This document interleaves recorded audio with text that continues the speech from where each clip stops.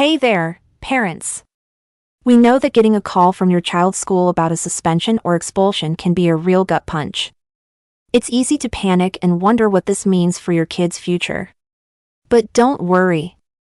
In this video, we'll walk you through the differences between in-school suspensions, out-of-school suspensions, and expulsions. We'll also give you some practical tips on how to handle these situations calmly and effectively. So, let's start with the basics. An in-school suspension, or ISS, means your child is taken out of their regular classes and put in a separate room for the day. They'll still need to do all their work and even spend their lunch break there. It's not fun, but it won't disrupt your daily routine too much. On the other hand, an out-of-school suspension, or OSS, means your child isn't allowed to go to school or attend any school functions for a set number of days. The length depends on the severity of the behavior and other factors. If your child is too young to stay home alone, you'll need to figure out supervision during the day. It can be a real headache, but stay calm. We'll get to some tips soon. Now, an expulsion is a whole different ballgame. It's a much more serious consequence where your child is removed from the school entirely for a longer period, like a year or more.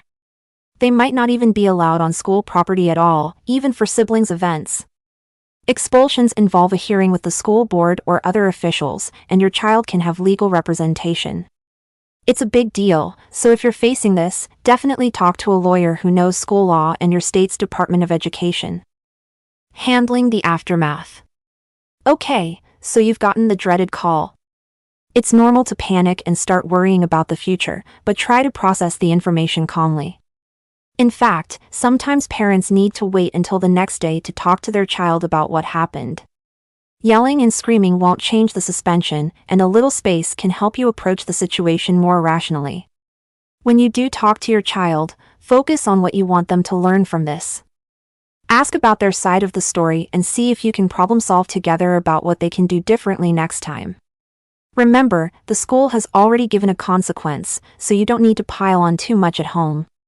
That said, you also don't want the suspension to feel like a vacation. Consider having your child earn their usual privileges by doing schoolwork, catching up on past due assignments, or doing chores during school hours. Have them stick to their normal wake-up time if possible. And if they're not cooperating, don't be afraid to suspend their phone service or take away video game controllers. You're the parent, so set those limits. Special considerations. Now, if your child has an individualized education program, or IEP, there are some extra rules to know. If they're suspended for more than 10 days, the school has to provide an alternative education plan. This could mean sending a tutor or having an off-site program.